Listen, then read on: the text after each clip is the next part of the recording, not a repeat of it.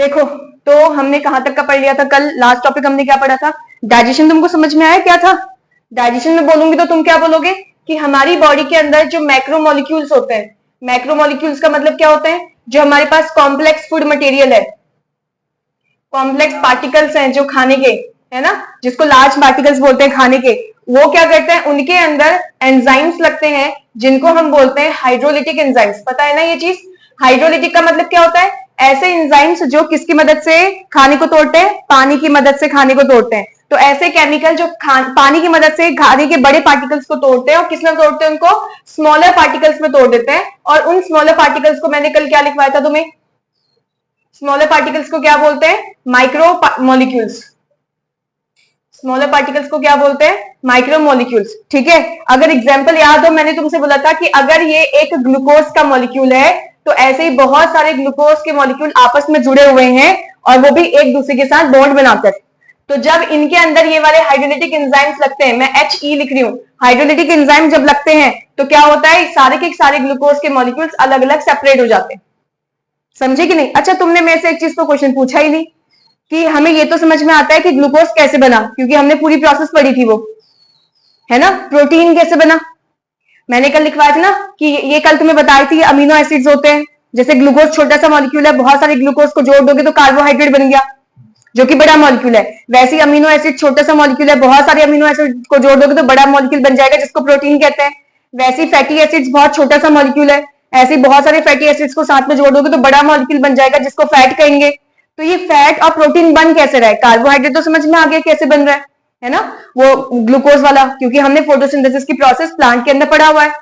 Plant की body में जिस तरीके से ग्लूकोज बन रहा है, यानी कि कार्बोहाइड्रेट बन रहा है, उसी तरीके से प्रोटीन भी बनता है। समझ में आया? और उसी तरीके से क्या बनता है? फैट भी बनता है। मेरी बात समझ रहे हो कि नहीं? तो प्लांट की बॉडी में सेम प्रोसेस है, फोटोसिंथेसिस से क्या बन रहा है? Glucose, protein, fat. और सिर्फ ऐसा नहीं कि सिर्फ एक ही चीज बनता है फैट और खत्म हो गया, या एक ही चीज बनता है प्रोटीन खत्म हो गया, और एक ही चीज बनता है ग्लूकोज खत्म हो गया, ऐसा कुछ नहीं होता। प्लांट की बॉडी में सारी चीजें, ग्लूकोज, फैट, प्रोटीन, जो भी हमारी खाने की जरूरत पड़ती है, वो साथ में बनती है। अगर जैसे मैंने क्या करा, मैंने खेत ऐसा उगा रखा है, मैंने ऐसा खेत में पौधे उगा रखे हैं जो मुझे दाल बना के दे रहे हैं, तो मैंने सिर्फ ऐसे ही तो पौधे लगाए हैं जिसमें से सिर्फ मुझे दाल मिलेंगी। अनाज के पौधे थोड़ी लगा रखे हैं, तो वो दाल मुझे क्या दे रहा है? मुझे दाल से क्या मिलता है? प्रोटीन मिलता है। समझे कि नहीं? तो वो कैसे बना रहा होगा प्रोटीन? वो अपनी बॉडी के अंदर फोटोसिंथेसिस करवा के प्रोटीन बना रहा है। और वो प्रोटीन का मॉलिक्यूल जो है, अगर मैं उसको दांतों से भी चबा दूं तब भी वो ऐसे बड़े मॉलिक्यूल में रहेगा। आंखों से देखने पर फिजिकली वो मुझे छोटे छोटे पार्टिकल दिख रहे होंगे कि अरे इतना बड़ा हमने चने का दाना खाया था, अब तो छोटे छोटे पार्टिकल में कन्वर्ट हो गया वो। लेकिन अगर मैं उसके एक्चुअल नीचे की बात कहूंगी तो मैं कहूंगी नहीं भैया, वो छोटे छोटे मतलब ऐसे पार्टिकल में नहीं टूटा है, वो अभी भी ऐसा ही है। ठीक है, वो मैक्रोमोलिक्यूल ही है, छोटा मॉलिक्यूल नहीं हुआ है, भले तुमने दांतों से चबा दिया।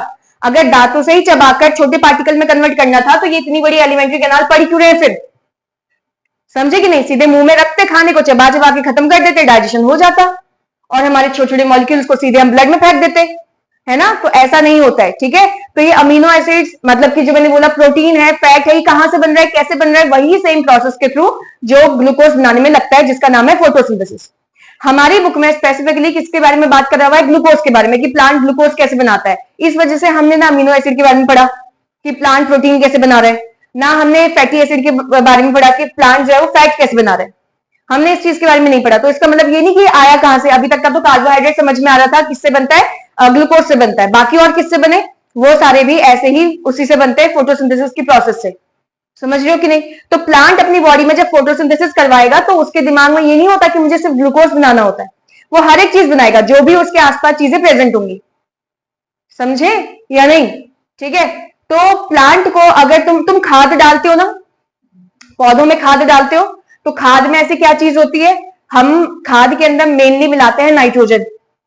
जब प्लांट को नाइट्रोजन मिल जाता है वो प्रोटीन बनाने लग जाएगा। समझे कि नहीं समझे? अब तुम खाद तो सब खेत में डाल रहे हो, जरूर थोड़ी कि जहां तुमने दाल उगा रखी होगी उसी में खाद मिला रहे हो, तुम तो हर जगह खाद मिला रहे हो। तो उसमें क्या होगा? प्लांट ये देखेगा कि भाई मेरी बॉडी के अंदर क्या नाइट्रोजन बनाने की प्रोसेस हो सकती है कि नहीं, मतलब मेरी बॉडी के अंदर प्रोटीन बनाने की प्रोसेस हो सकती है कि नहीं, क्या मैं प्रोटीन बनाने वाला हूं। जैसे तुमने लगाया है गेहूं का पौधा, तो गेहूं क्या है तुम्हारा? शुगर बनाने वाला है, यानी कि वो ग्लूकोज बनाएगा। जिसको मैं कार्बोहाइड्रेट या स्टार्च कहूंगी। तो जब तुमने पौधा ही लगाया है ऐसा जिससे तुम्हें क्या मिलेगा, कार्बोहाइड्रेट, तो तुम उसको अगर वो फर्टिलाइजर वगैरह, खाद वगैरह दे भी रहे हो, उसमें नाइट्रोजन पड़ा भी है, तो नाइट्रोजन ले भी नहीं सकता। समझ रहे हो कि नहीं? वो प्रोटीन बनाने की कोशिश करेगा तब भी नहीं बना सकता, क्योंकि उसकी बॉडी के अंदर साइकिल ही कुछ और चलेगी। आया कुछ समझ में कि नहीं आया? ठीक है, लेकिन हाँ, सिंपल सी बात यह है, जिस तरीके से प्रोटीन ग्लूकोज बनता है प्लांट की बॉडी के अंदर, उसी तरीके से अमीनो एसिड और उसी तरीके से फैटी एसिड मतलब सिंपल है, जिस तरीके से वो कार्बोहाइड्रेट बना रहा है, अनाज बना रहा है, गेहूं बना रहा है, उसी तरीके से दाल भी तो बनाएगा, उसी तरीके से तो उसके अंदर बीज आ रहे हैं। जैसे हम सरसों का तेल निकालते हैं, कैसे? उसके बीज से। ठीक है, सनफ्लावर का तेल जो हम निकालते हैं, सनफ्लावर मतलब क्या हो जाता है हमारे पास, सूरजमुखी का तेल, कैसे निकाल रहे हैं? उसके बीजों से, जो उसके बीच में पड़े रहते हैं, सीड से। समझे या नहीं समझे? तो इसका मतलब हम प्लांट के डिफरेंट डिफरेंट पार्ट में जो खाना स्टोर है उसमें से अपना खाना बना रहे हैं। कुछ कुछ थोड़ा थोड़ा समझ में आ रहा है क्या बोल रहे हो? तो ये जो बड़े मैक्रोमोलिक्यूल्स हैं, ये हमारे क्या होंगे, ये कार्बोहाइड्रेट भी हो सकते हैं, फैट भी हो सकते हैं, प्रोटीन भी हो सकते हैं, कल मैंने तुमको ये बताया था। ठीक है, तो जब हम इसको अपने मुंह में रख रहे हैं तो हम क्या कर रहे हैं, हम एलिमेंट्री कैनाल के अंदर घुस चुके हैं अब, यानी कि अब डाइजेशन वाली प्रोसेस स्टार्ट हो जाएगी। तो डाइजेशन की प्रोसेस कहां से स्टार्ट हो रही है? एलिमेंट्री कैनाल से स्टार्ट हो रही है। ठीक है, इसमें तुमने क्या लिखा है? इसमें सबसे पहले क्या लिखा हुआ है कि जो एलिमेंट्री कैनाल है वो बहुत ही लंबी होती है। तुमने नहीं पढ़ाया क्या? मुंह से शुरू होता है, कल मैंने डायग्राम बनाया था कि मुंह से शुरू होता है, कहां पे खत्म होता है? एनएस पर खत्म होता है। ध्यान रखना, एनएस तुम्हारा कोई जगह का नाम नहीं है। ठीक है, जिस तरीके से मुंह जगह का नाम नहीं है, मुंह है ओपनिंग।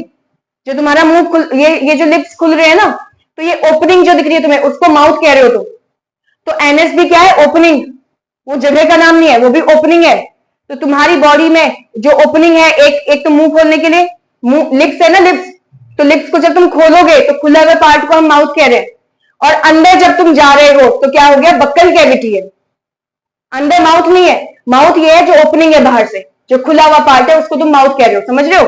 और जो अंदर तुम घुस रहे हो पूरा क्या है? बक्कल कैविटी है। बक्कल कैविटी मैंने समझाया था क्या होता है, अभी जब टॉपिक आएगा फिर पढ़ाऊंगी दोबारा से। ठीक है, तो हमने बोला कि जो एलिमेंट्री कैनाल है, एक तो बहुत ही लंबी ट्यूब है, पता है हमको, कल डिस्कस कर लिया था। हॉलो मतलब अंदर से खाली। कल मैंने तुमको डायग्राम ऐसे नहीं बनाया था, ऐसा कुछ डायग्राम मैंने बोला, एक ट्यूब है, ऊपर से ओपनिंग है, नीचे से ओपनिंग है। ओपनिंग मतलब खाली होगा ना अंदर से, तो फिर एक यहां से खुला हुआ है, यहां से खुला है, यानी कि खाली है पूरा का पूरा अंदर। ठीक है, तो तुमने बोला एलिमेंट्री कैनाल क्या है भैया? लंबा है, और क्या है? हॉलो। हॉलो मतलब अंदर से खाली है, ट्यूब लाइक स्ट्रक्चर, जैसा ट्यूब होता है, पाइप होता है जैसा, उसी की तरह उसका स्ट्रक्चर होता है। उसके बाद मसल्स की वॉल होती है उसके पास। समझे या नहीं? अरे हमारी बॉडी पूरी मसल से बनी है कि नहीं बनी है? तो जब उसकी पूरी बॉडी बनी है एलिमेंट्री कैनाल की, वो भी तो मसल से ही बनेगी ना। तो पूरी वॉल, जो पूरी दीवार है एलिमेंट्री कैनाल की, किसकी बनी है? मसल्स की बनी हुई है। लगभग एक अडल्ट की बॉडी के अंदर कितना लंबा एलिमेंट्री कैनाल होता है? 9 मीटर के आसपास एलिमेंट्री कैनाल होता है। हर एक एनिमल के अंदर, मैं एनिमल की बात कर रही हूँ। ठीक है, अब मेरी हाइट, तुम्हारी हाइट डिफरेंट डिफरेंट है ना, तो हमारी बॉडी के अंदर हम ये नहीं कहेंगे कि दोनों के अंदर 9 मीटर की कॉइल है।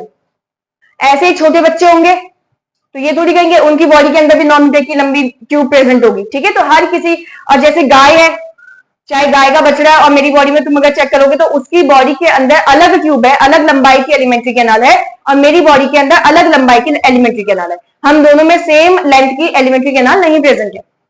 डॉग की बॉडी में एलिमेंट्री कैनाल का साइज जो है वो अलग है, वो डिफरेंट है, और मेरी बॉडी में एलिमेंट्री कैनाल अलग है। समझ रहे हो कि नहीं? मैं लेंथ की बात कर रही हूँ।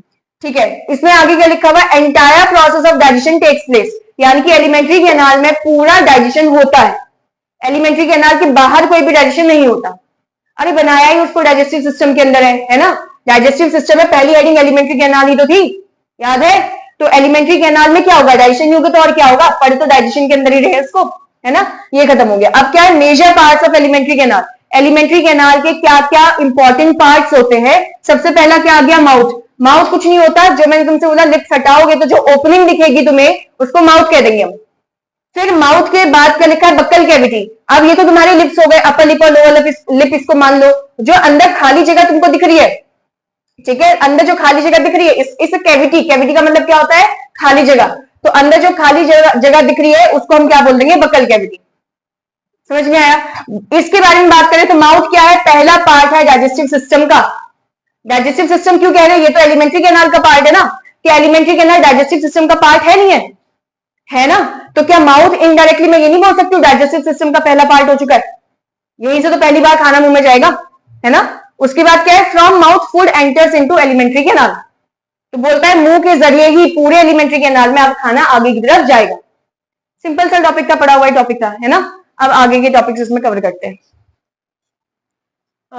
इससे पहले हमने किसके बारे में टॉपिक पढ़ा था, माउथ के बारे में पढ़ा था ना, तभी तो हम लिख रहे हैं कि माउथ के दो पार्ट्स और होते हैं, है ना। इससे पहले हमने माउथ के बारे में पढ़ा था।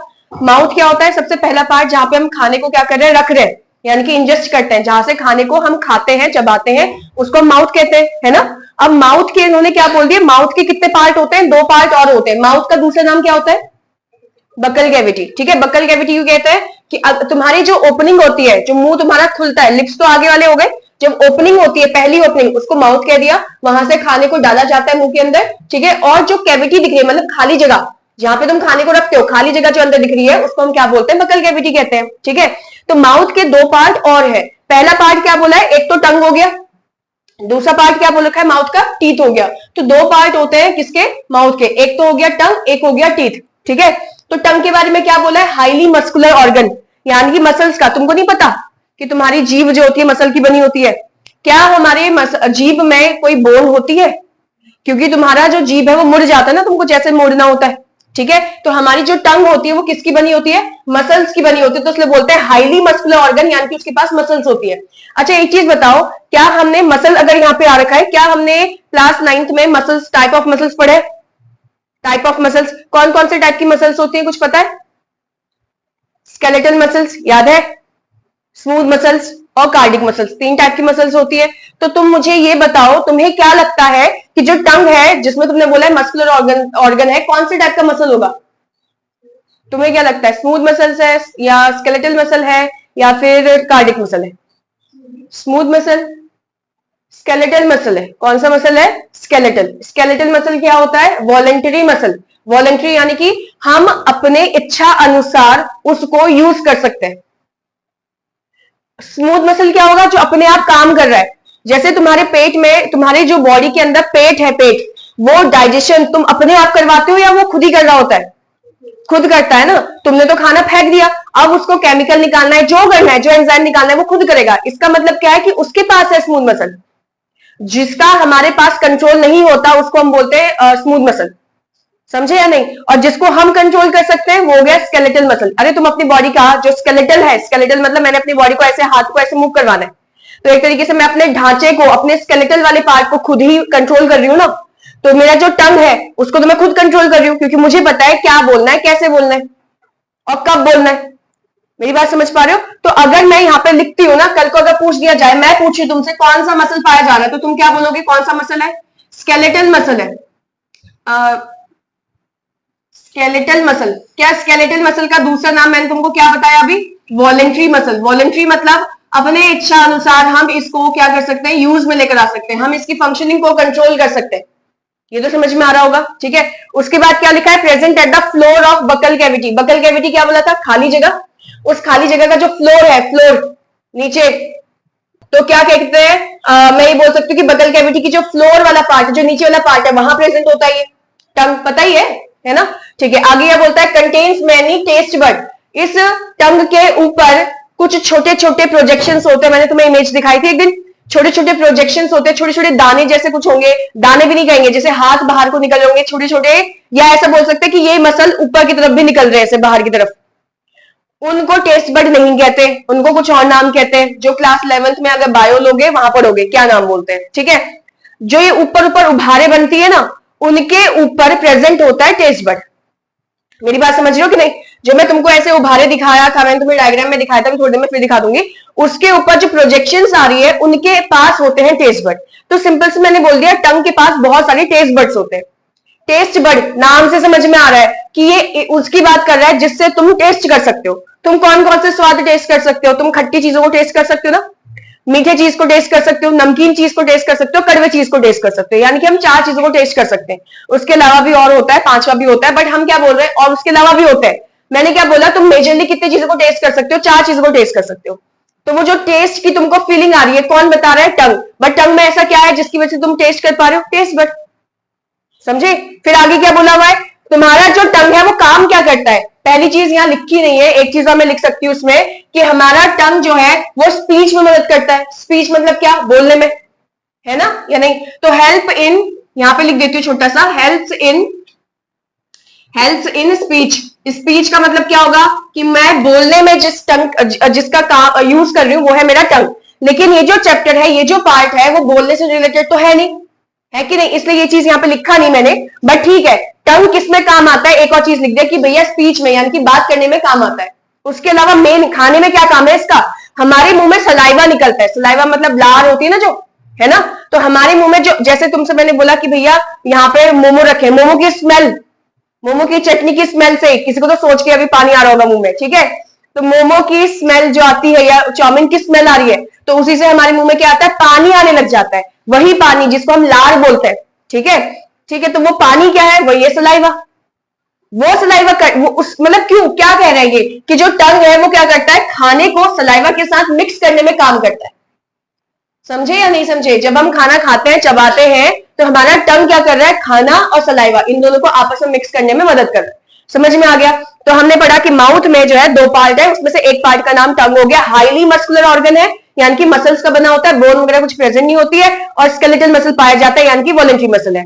उसके बाद क्या लिखा हुआ है कि ये जो बकल कैविटी है ना, जो तुम्हारा मुंह जो ओपनिंग था, जो खुला हुआ पार्ट है, उसके जो नीचे वाला नीचे जो फ्लोर है, वहां पर टंग पाया जाता है। बहुत सारे टेस्ट बड्स इसके पास होते हैं और खाने को सलाइवा के साथ मिक्स करने में काम करता है ये। और उसके अलावा और भी काम होते हैं, जैसे कि क्या, एक और काम होता है इसका, जैसे कि स्पीच में पार्टिसिपेट करता है, यानी कि हमें बोलने में मदद करता है।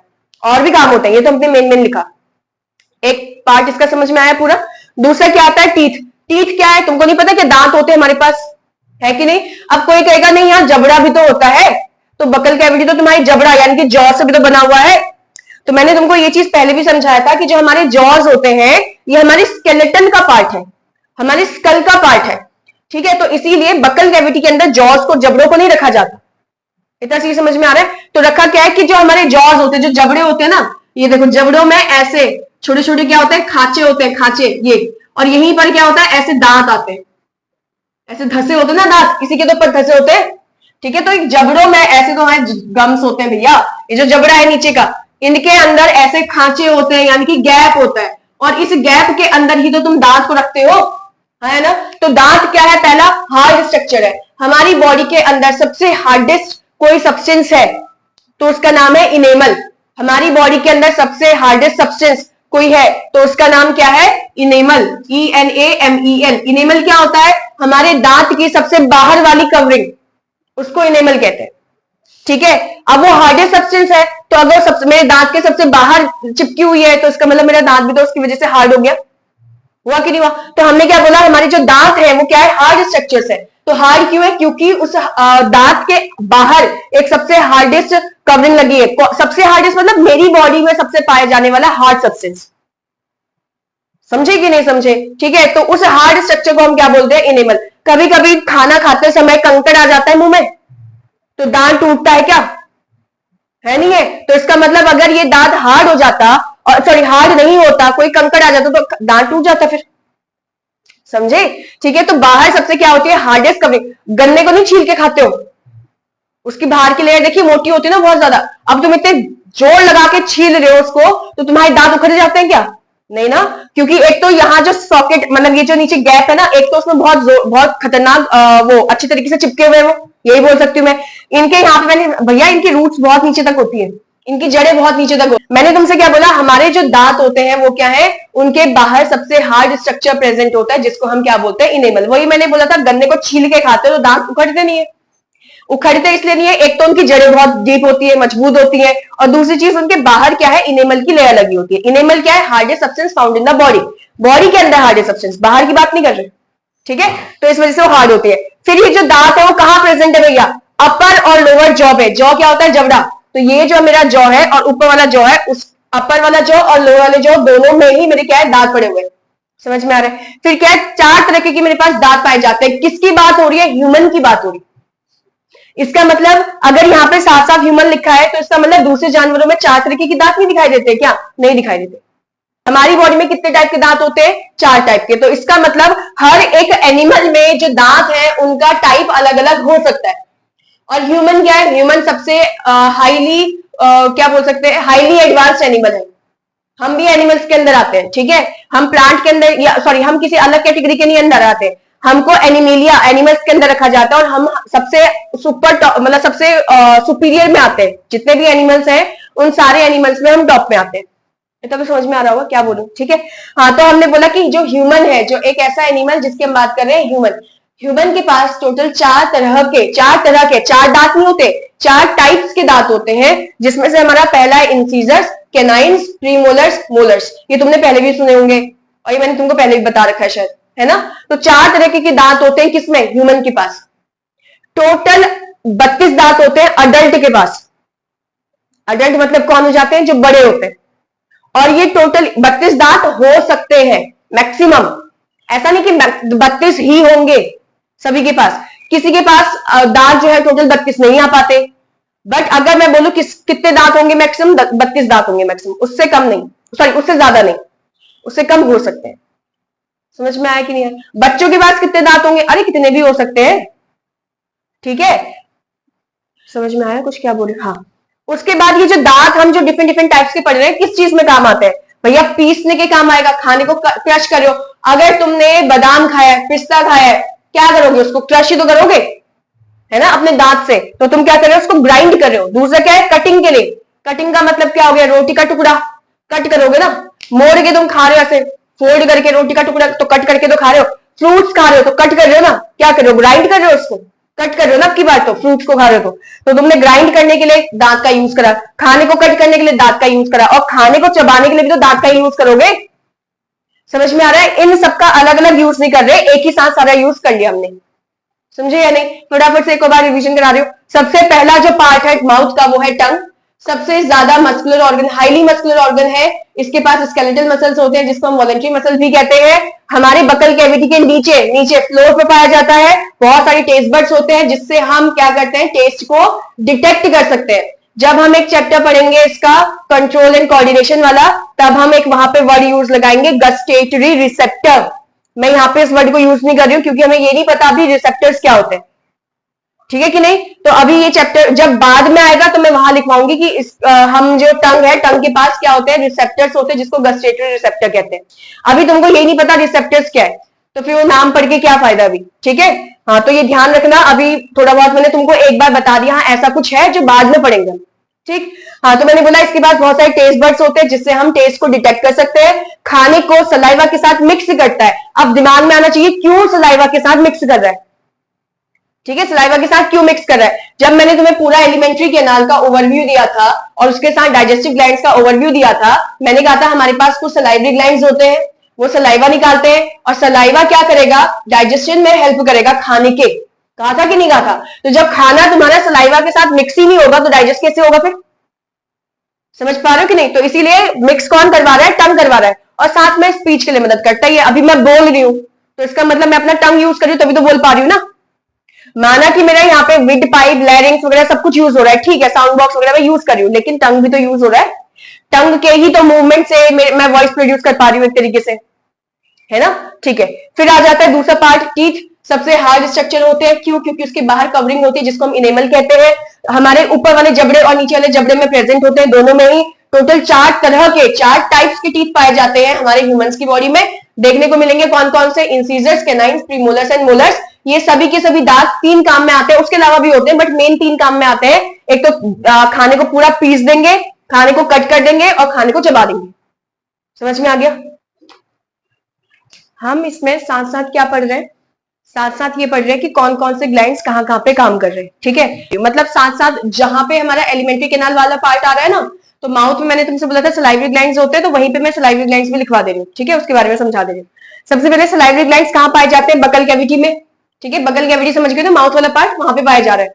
कितने टाइप्स के होते हैं, 3 टाइप के होते हैं। और ये भी ध्यान रखेंगे 3 टाइप के तो होते हैं लेकिन 3 पेयर में होते हैं, ठीक है, 3 पेयर में चिपके होते हैं।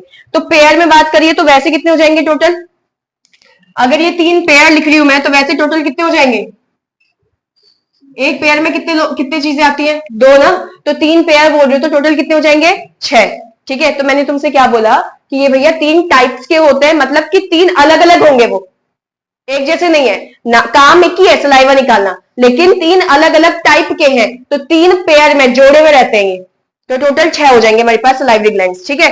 और ये क्या निकालते हैं, एक ही तो काम है इनका चीज निकालने का, और वो क्या है, सलाइवा। सलाइवा निकालते हैं। सिक्रीट का मतलब होता है निकालना, ठीक है। सिक्रीट का मतलब क्या होता है, निकालना। तो क्या सिक्रीट करता है, सलाइवा सिक्रीट करता है। सलाइवा क्या होता है, वाटरी फ्लूइड। फ्लूइड का मतलब क्या होता है, जो चीज फ्लो कर सकती है, बह सकती है जो चीज, और बहने वाली दो ही चीज होती है, हवा और पानी, मतलब लिक्विड, ठीक है, एयर और लिक्विड, या गैस बोल देती हूँ। गैस और लिक्विड दो ही चीज होती है जो हमारी फ्लो कर सकती है।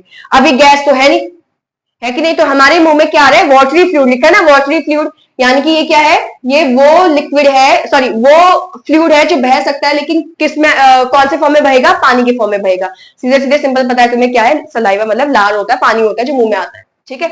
उसके बाद अब मेन चीज आ गया। मेन चीज इसमें क्या है कि भैया जो हमारा सलाइवरी ग्लैंड है जो कि सलाइवा निकालता है, उसके साथ साथ सलाइवा के साथ साथ एक और एंजाइम निकालता है। यानी कि सलाइवा में जो हमारे मुंह में पानी निकल रहा है, लार निकल रहा है, उसमें एक एंजाइम निकलता है। एंजाइम मतलब क्या होता है, केमिकल, जो किस में मदद करेंगे, डाइजेशन में मदद करेंगे, और उस केमिकल का नाम है सलाइवरी अमाइलेज। केमिकल का नाम क्या है, सलाइवरी अमाइलेज। और सब कुछ याद होना चाहिए कौन सा केमिकल कहां यूज हो रहा है। सलाइवरी का मतलब हो जाता है जो सलाइवा से निकल रहा होगा। अमाइलेज क्या है, जब भी किसी के पीछे ASE आएगा तो समझ जाना कि ये डाइजेस्ट करने वाला एंजाइम है, ठीक है। अब वर्ड आगे क्या लिखा है, अमाइल, तो ये समझ जाना कि ये कार्बोहाइड्रेट यानी कि स्टार्च को डाइजेस्ट करने वाला एंजाइम है। समझ में आया, कहीं पर भी पढ़ेंगे हम, आगे भी आएगा अमाइलेज शब्द, तो कहीं पर भी हम अमाइलेज पढ़ेंगे तो समझ जाना कि स्टार्च को डाइजेस्ट करने वाला क्या है, एंजाइम है। अब मैंने उसके आगे सलाइवरी लगा दिया, तो ये स्टार्च को डाइजेस्ट तो करेगा, लेकिन कहां करेगा, हमारे मुंह में करेगा, क्योंकि सलाइवा कहां निकलता है, मुंह में निकलता है। समझे कि नहीं, तो हम तो खाना सिर्फ स्टार्च थोड़ी खा रहे हैं। स्टार्च मतलब क्या, कार्बोहाइड्रेट। कार्बोहाइड्रेट मतलब क्या, हमने खाया रोटी, हमने खाया चावल, मक्का, समझे कि नहीं। जब मैं इसको खा रही हूं तो भैया मैं तो सब्जी के साथ लगा के खाऊंगी ना रोटी, या दाल के साथ लगा के खाऊंगी, साथ में हम सैलेड वगैरह भी, ककड़ी वगैरह भी खाने लग जाते हैं, खीरा वगैरह, प्याज खाते हैं साथ में, है कि नहीं। तो ये किसमें काम कर रहा है, हमारे खाने में से, जिसमें तुमने बहुत सारी चीजें खाने मुंह के अंदर भरा हुआ है, उसमें से सिर्फ और सिर्फ कार्बोहाइड्रेट को ढूंढ ढूंढ कर उसको डाइजेस्ट करेगा। समझ में आया, मैंने तुम्हें स्टार्टिंग में समझाया था जब मैं टॉपिक पढ़ा रही थी कि हमारी बॉडी में या तो कार्बोहाइड्रेट के लिए अलग जगह है डाइजेस्ट करने के लिए, प्रोटीन के लिए अलग जगह है डाइजेस्ट के लिए, फैट के लिए अलग जगह है डाइजेस्ट करने के लिए, या फिर क्या होगा, तीनों ही एक जगह पे डाइजेस्ट हो रही होगी। समझे कि नहीं। तो माउथ वो वाला पार्ट है, बकल कैविटी बोल देती हूँ, बकल वो कैविटी वो वाला पार्ट है जहां पे डाइजेशन हो रहा है, माउथ ही बोलेंगे इसको भी, खैर हम, जहां पे डाइजेशन हो रहा है, लेकिन किसका हो रहा है, सिर्फ और सिर्फ कार्बोहाइड्रेट का हो रहा है। पर खाया तो मैंने पूरा खाना खाया था, है ना, तो उसमें से कार्बोहाइड्रेट को ढूंढ कर उसका डाइजेशन होगा। इतना समझ में आया कि नहीं। हाँ, तो ये क्या करता है, सबसे पहले इसके पास एंजाइम है जिसका नाम होता है सलाइवरी अमाइलेज। अगर सलाइवरी अमाइलेज तुमको शब्द नहीं दिखाई देगा तो उसकी जगह एक और नाम है, सलाइवरी अमाइलेज को एक और नाम बोलते हैं टायलिन, पी साइलेंट रहता है, टायलिन। समझ में आया कि नहीं, पर टायलिन नहीं होता, टायलिन, पी क्या होता है, साइलेंट होता है, समझे। तो मैंने बोला सलाइवरी अमाइलेज कहां निकलता है, नाम आगे सलाइवा है तो सलाइवरी लिखा है तो सलाइवा में निकलेगा, सलाइवा में प्रेजेंट होता है। तो तुम्हें याद है थोड़ी देर पहले मैंने बोला था टंग क्या करता है, सलाइवा को फूड के साथ मिक्स करता है। क्यों कर रहा है, क्योंकि सलाइवा में एक एंजाइम होता है। एंजाइम क्या है, सलाइवरी अमाइलेज, जिसको क्या बोलते हैं, टाइलिन। ये क्या करेगा, convert starch into sugar. Starch मतलब क्या, कार्बोहाइड्रेट जो मैंने खाया है, मैंने तो पूरा खाना खाया था, अरे ठीक है पूरा खाया भी था तो उसमें कार्बोहाइड्रेट तो होगा, उस कार्बोहाइड्रेट को जिसको हम स्टार्च भी कहते हैं उसको शुगर में कन्वर्ट करेगा। कौन सा शुगर, जो चीनी हमारे घर में आता है वो नहीं, वो वाली चीनी नहीं, समझे, वो वाली चीनी नहीं। कौन सी चीनी फिर, उस चीनी का नाम क्या है, माल्टोस। ग्लूकोज जो होता है, सारी शुगर है भैया, माल्टोस, सुक्रोज, ये सारे शुगर है। स्टार्च शुगर है, कार्बोहाइड्रेट शुगर है, सब शुगर होते हैं। शुगर मतलब जो हमको मीठे लगते हैं टेस्ट में, उनको शुगर कहते हैं। समझ में आ रहा है, ये नहीं कि चीनी ही हमारा क्या है, जैसे तुमने NaCl पढ़ा है, NaCl को हम सॉल्ट बोलते हैं, बट मैंने तुमको क्या समझा रखा है, कोई भी प्लस और कोई भी माइनस साथ में चिपके होंगे उसको सॉल्ट कहेंगे, लेकिन हम नमक को ही सॉल्ट बोलते हैं ना, बोलते हैं कि नहीं बोलते। वैसे ही शुगर जो हम खाते हैं चीनी, उसको शुगर, वो शुगर तो ठीक है ना, सिंपल बोल दिया, क्योंकि मिठास लग रहा है उसमें, मीठा लग रहा है, तो जो चीज हमें मीठी लगेगी वो सब शुगर के अंदर आएगा, अगर वो कार्बोहाइड्रेट है तो। मेरी बात समझ रहे हो कि नहीं। तो सारे कार्बोहाइड्रेट, सारे स्टार्च मीठे होंगे टेस्ट में, मोस्टली सारे स्टार्च, सारे कार्बोहाइड्रेट कैसे होते हैं, मीठे होते हैं टेस्ट में, ठीक है। अब ऐसे ही बहुत सारे शुगर्स होते हैं, बहुत सारे अलग अलग नाम होते हैं शुगर का, उसमें से एक नाम हमने यहां पे लिखना है माल्टोस। जैसे ग्लूकोज सबसे शुगर का छोटा मॉलिक्यूल। माल्टोज क्या होता है फिर? माल्टोज होता है दो ग्लूकोज को तुमने आपस में चिपका रखा है। क्या मैंने तुमको ये नहीं बोला था कार्बोहाइड्रेट में बहुत सारे ग्लूकोज के मॉलिक्यूल ऐसे चिपके होते कि नहीं होते? तो जो मेरे मुंह में खाना डाइजेस्ट हो रहा है ना, कार्बोहाइड्रेट जो डाइजेस्ट हो रहा है, इसने क्या करा, इसने दो दो का पेयर बना दिया। ये दो दो का पेयर बना दिया भैया। इसने ये वाले ऐसे बॉन्ड्स तोड़ दिए, उसने बीच के सारे बॉन्ड नहीं तोड़े। ये तो ग्लूकोज है, ये सारे क्या है? ग्लूकोज के मॉलिक्यूल है, ठीक है। और ग्लूकोज का फॉर्मूला तुम्हें पता है, C6H12O6 होता है। तो तुम उसने क्या करा, किसने सलाइवरी अमाइलेज ने, जिसको टाइलिन कह रहे हैं, उसने ग्लूकोज के दो दो वाले पार्टिकल्स में कन्वर्ट कर दिया पूरे स्टार्च को। समझ में आया? तो ये दो दो का जो गुच्छा बना रखा है, इसी को माल्टोज कहते हैं। इसका मतलब पूरा डाइजेशन नहीं हुआ है, क्योंकि मुझे तो ग्लूकोज चाहिए, ये तो मेरी बॉडी में डाइजेस्ट ही नहीं होगा, सॉरी अब्सॉर्ब ही नहीं होगा, मेरे ब्लड में ये जा ही नहीं सकता। अगर मेरे ब्लड में ये चले जाता तो कार्बोहाइड्रेट भी एज इट इज चले जाता। क्या दिक्कत हो रही थी? क्योंकि मेरे ब्लड में क्या जाएगा? सिंपल फॉर्म, जिसका नाम है ग्लूकोज। और ग्लूकोज कैसे बनेगा? जब ये वाले बॉन्ड भी तोड़ दो। इसका मतलब यहाँ पे कंप्लीट डाइजेशन नहीं हो रखा कार्बोहाइड्रेट का। समझे? तो क्या लिखा हुआ है? ऑलमोस्ट 30%, सिर्फ 30% कार्बोहाइड्रेट ही कन्वर्ट किए जाते हैं शुगर के अंदर। समझ में आया कि नहीं आया? तो जितना मैं कार्बोहाइड्रेट खा रही हूं, मैंने भैया मुंह में अगर एक टुकड़ा लिया है तो एक टुकड़े को 100% बोलूंगी ना। मेरे मुंह के अंदर जो टुकड़ा है, क्योंकि उसका डाइजेशन होना है, तो मेरे मुंह में जो खाने का टुकड़ा है, अगर उसमें कार्बोहाइड्रेट है तो सारा का सारा कार्बोहाइड्रेट ग्लूकोज में कन्वर्ट नहीं हो रहा है, उसमें से 30%, मेरी बात समझे, उसमें से मेरा सारा का सारा कार्बोहाइड्रेट में से 30% कार्बोहाइड्रेट का डाइजेशन मुंह के अंदर हो गया है, और उसने ग्लूकोज में कन्वर्ट नहीं करा, उसने उसको माल्टोज में कन्वर्ट करके छोड़ दिया। किसने करा है कन्वर्ट? सलाइवरी अमाइलेज ने। किसको करा है कन्वर्ट? कार्बोहाइड्रेट को। किसमें किया है कन्वर्ट? शुगर में। लेकिन कौन से शुगर में? ग्लूकोज में नहीं, किसमें? माल्टोज में। कितना परसेंट? 30%। बाकी का कहां होगा? आगे जाएगा एलिमेंट्री कैनाल में, आगे और भी तो डाइजेस्टिव ग्लैंड्स है, वो काम करेंगे। समझ में आया कि नहीं आया? ठीक है। तो जहां हम बोलते ना कि चबाओ, अपने दांतों से चबा चबा के खाना चाहिए, खाने को ऐसे निगलना नहीं चाहिए, क्योंकि जितना ज्यादा चबाओगे उतना ज्यादा सलाइवा मिक्स होगा खाने के साथ, होगा कि नहीं होगा? और उतने आसानी से मेरा जो शुगर है, सॉरी मेरा जो कार्बोहाइड्रेट है, वो शुगर यानी कि माल्टोज में कन्वर्ट होगा। समझ में आ रहा है या नहीं आ रहा है? तो जितना मैं खाना खा रही हूं उसमें से कार्बोहाइड्रेट अभी बस 30% ही डाइजेस्ट हुआ है, और 30% जो डाइजेस्ट हुआ है वो माल्टोज में कन्वर्ट नहीं हुआ है। कितना किस में कन्वर्ट हो रखा है? सॉरी वो ग्लूकोज में कन्वर्ट नहीं हुआ है, किस में कन्वर्ट हो रखा है? माल्टोज में। मतलब मैंने जितना कार्बोहाइड्रेट खाया सारा का सारा माल्टोज में कन्वर्ट होकर बैठ गया अभी। समझे? सारा का सारा कार्बोहाइड्रेट माल्टोज में कन्वर्ट हो गया है। मेरी बात समझे? अब तुम कहोगे 30% तो हुआ था। अरे मतलब कहने का मतलब है 30% डाइजेस्ट हुआ है, खाली 70% बचा है, मतलब अभी वो माल्टोज और टूट के शुगर ग्लूकोज के अंदर कन्वर्ट होगा। समझे? मेरे मुंह में सारा का सारा जो कार्बोहाइड्रेट है वो किस में कन्वर्ट हो चुका है? माल्टोज में कन्वर्ट हो गया। सिंपल बोलूं, मेरे मुंह में जो कार्बोहाइड्रेट डाला था वो माल्टोज में कन्वर्ट हो चुका है। मतलब मेरी बॉडी के अंदर, मेरे मुंह में सबसे पहली बार डाइजेशन की प्रोसेस शुरू हुई। और किसका डाइजेशन हुआ? कार्बोहाइड्रेट का डाइजेशन हुआ। कितना परसेंट हुआ? 30%। अभी पूरी तरीके से कार्बोहाइड्रेट डाइजेस्ट नहीं हुआ है। इतना समझ में आया? यहां तक का क्लियर हो चुका है कि नहीं हुआ? ठीक है। तो क्या क्या पढ़ा? हमारे पास सलाइवरी ग्लैंड्स होते हैं, कहां पाए जाते हैं? बकल कैविटी में। कितने होते हैं? 3 तरह के होते हैं, 3 जोड़े में होते हैं, यानी कि टोटल 6 सलाइवरी ग्लैंड्स होते हैं। कहां होते हैं भी समझाती हूँ कैसे होते हैं। हमारे काम का नहीं, हमारे काम का तो इतना है, बस थोड़ा सा एक्स्ट्रा समझना है। क्या निकालता है सिक्रीट, मतलब निकालना, क्या निकालता है? सलाइवा। सलाइवा क्या होता है? वाटरी फ्लूइड, यानी कि लार, यानी कि लिक्विड जो मेरे मुंह में निकल रहा है। क्या होता है सलाइवा के अंदर ऐसा जो सलाइवा के साथ खाने को मिक्स कर रहा है? टंग। इस सलाइवा के अंदर एक और चीज मिला होता है जिसको हम बोलते हैं एंजाइम, और एंजाइम का मतलब होता है केमिकल, ऐसा केमिकल जो डाइजेशन में मदद करता है। ठीक है। तो मेरी बॉडी केमिकल निकाल रही है, उस केमिकल का नाम क्या है? Salivary amylase. किसी के पीछे एज लगा होगा तो समझ जाना है कि वो डाइजेशन में मदद करेगा। समझे कि नहीं? डाइजेशन में मदद करेगा। अमाइलेज लिखा है तो डाइजेशन में मदद करेगा, लेकिन किसके डाइजेशन में? कार्बोहाइड्रेट के लिए, क्योंकि अमाइलेज सिर्फ कार्बोहाइड्रेट के लिए लगता है।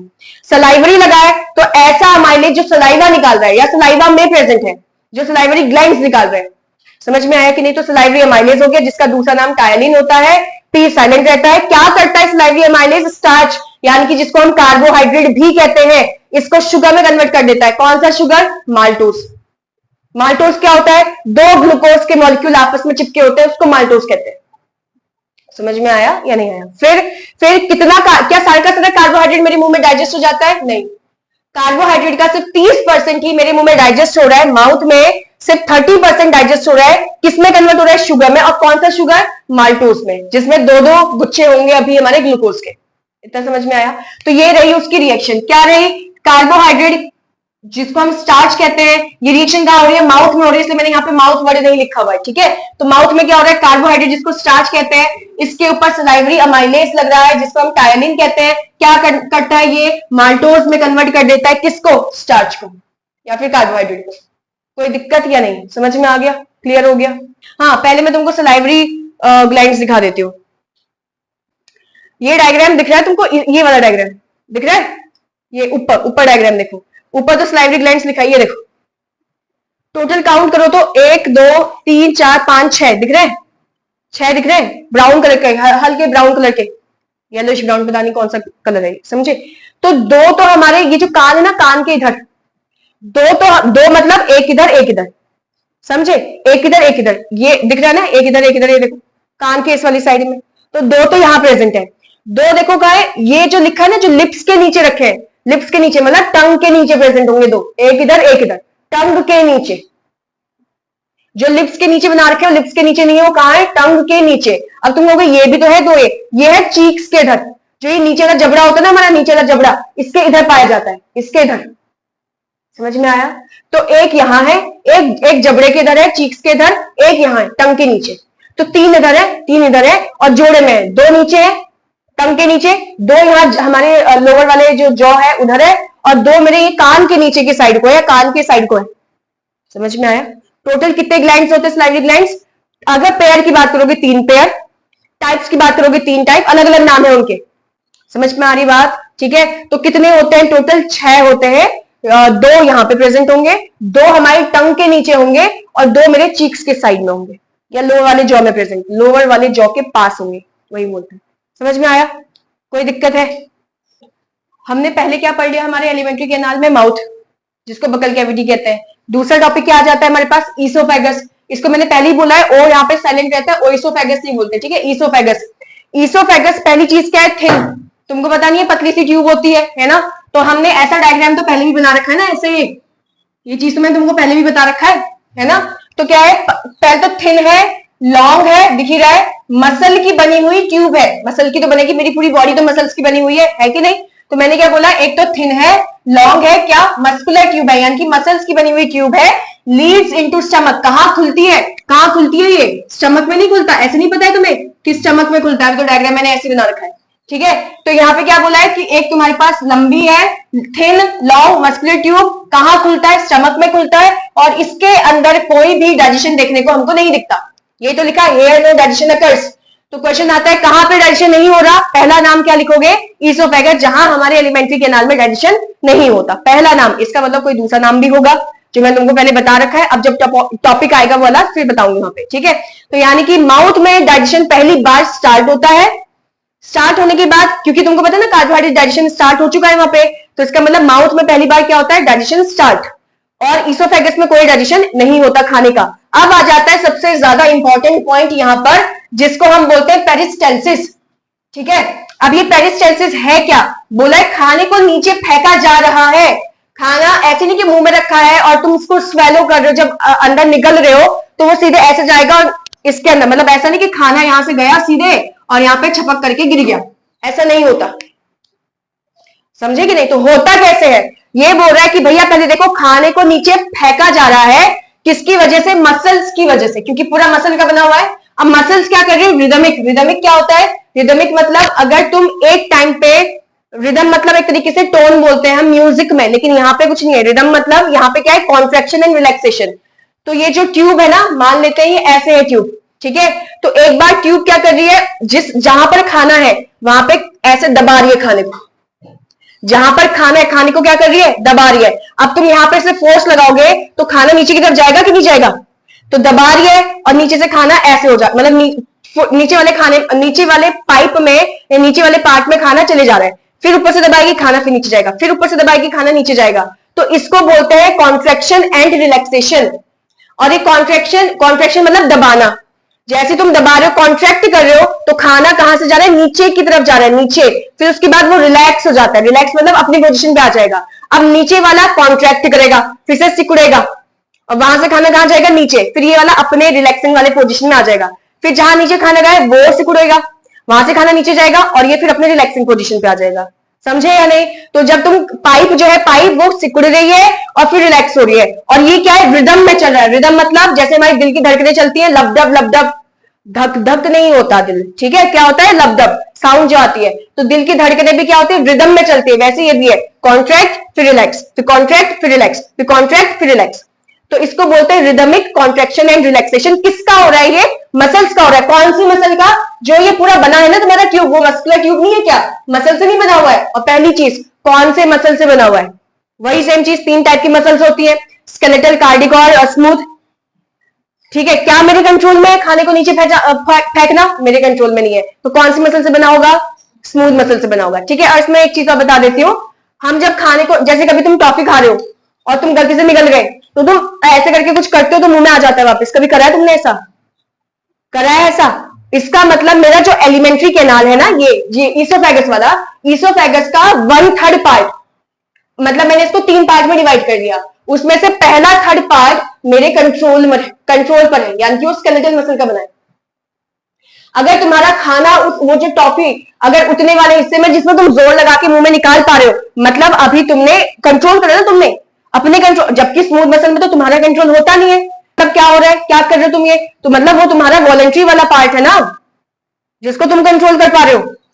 तो अगर तुमने टॉफी निकली और तुमने झट्टी से उसको मुंह में निकालने की कोशिश करी वापस, और तुम खुश हो गए कि भाई मैंने क्या करा, मैंने टॉफी निकाल दी है मुंह के अंदर, जो कि कोई कर ही नहीं सकता था, पेट में निकाली हुई चीज मुंह में निकाल दी वापस, ऐसा कुछ नहीं है। हमारा जो ये ईसोफेगस है, इसका 1/3 पार्ट किससे बना होता है, स्केलेटल मसल का बना होता है, यानी कि मेरे कंट्रोल में। बाकी 2/3 है, जैसे ही अगर तुम्हारी टॉफी उस 2/3 वाले रीजन में आ गए, तुम कुछ भी करो तुम्हारा निकलेगा ही नहीं मुंह में, समझे कि नहीं, वो नीचे चले गया, वो तुम्हारे कंट्रोल में नहीं था, वो स्मूथ मसल से बनी हुई है। इतना समझ में आया? तो अब मैंने तुमको ये चीज समझा दिया। पेरिस्टाल्सिस क्या होता है, पेरिस्टाल्सिस मतलब एक ऐसी प्रोसेस जिसमें मसल्स क्या करती है, रिदम में कॉन्ट्रैक्ट रिलैक्स करती है। इस तरीके के मूवमेंट को हम पेरिस्टाल्टिक मूवमेंट कह देते हैं, और ये पूरी प्रोसेस को पेरिस्टाल्सिस कह दिया जाता है। समझ में कि आया या नहीं आया? अब मेरा क्वेश्चन ये है, पेरिस्टाल्सिस कहां होता है, आंसर क्या दोगे? पेरिस्टाल्सिस कहां होता है, आंसर कहां है, ईसोफेगस। ठीक है, अब ध्यान से सुनो, पेरिस्टाल्सिस मेरे पूरे एलिमेंट्री कैनाल में है। ठीक है, पूरे एलिमेंट्री कैनाल में ये धक्का मुक्का चलता रहता है, क्योंकि पूरी एलिमेंट्री कैनाल मसल की बनी हुई है। बट मैंने पहली बार कहां पढ़ा है इसके बारे में, ईसोफेगस के बारे में। तो अगर पेपर में आएगा कहां पे पेरिस्टाल्सिस मूवमेंट देखते हो, तो तुम आंसर टिक क्या करोगे, ईसोफेगस। अगर मान लो ईसोफेगस ऑप्शन में नहीं है, फिर क्या टिक करोगे, एलिमेंट्री कैनाल। अगर नहीं है तो, अगर एलिमेंट्री कैनाल भी है, ईसोफेगस भी है, तो ईसोफेगस ही टिक होगा, क्योंकि 10th में इतना एडवांस लेवल में नहीं है। ठीक है, तो 10th में बिल्कुल बेसिक है। कहां होता है हमारा पेरिस्टाल्सिस मूवमेंट, ईसोफेगस में होता है। ठीक है, डायग्राम भी फटाफट से दिखा देती हूँ ताकि थोड़ा सा समझ में आ जाए।